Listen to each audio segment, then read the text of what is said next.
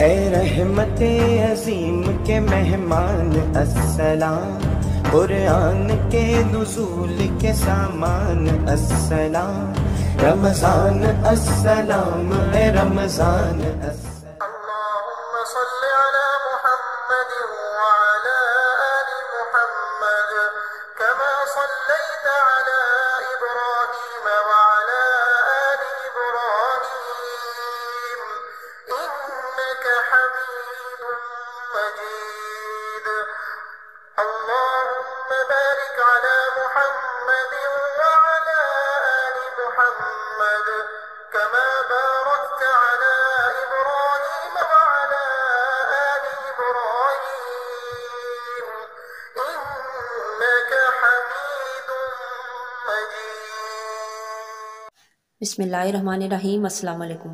میرے چینل مینا جیمز میں آپ سب کو بہت خوش آمدید۔ رمضان کے 17ویں روزے کے وظائف لے کر میں آپ کی خدمت میں حاضر ہوئی ہوں۔ اس دن آپ نے کیا وظائف کرنے ہیں، کیا پڑھنا ہے، نوٹ کر لیں۔ 17واں روزہ فجر کی نماز کے بعد 3 مرتبہ پڑھیں۔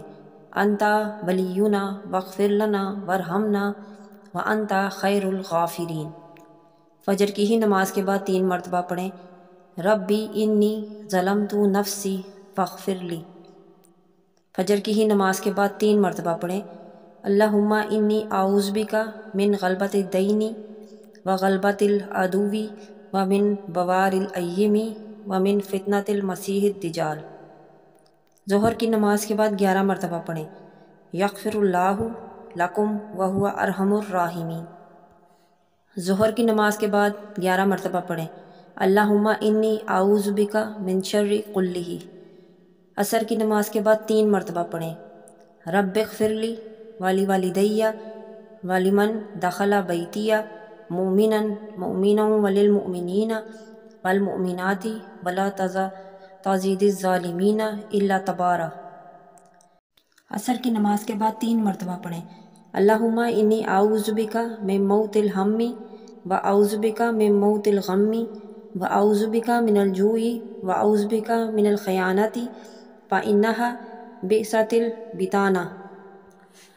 مغرب کی نماز کے بعد 27 مرتبہ پڑھیں۔ ربنا اغفر لی ولوالدی وللمؤمنین یوم یقوم الحساب۔ مغرب کی ہی نماز کے بعد 1 مرتبہ پڑھیں۔ اللہم انی اعوذ بک من بطر الغنی ومذلۃ الفقر۔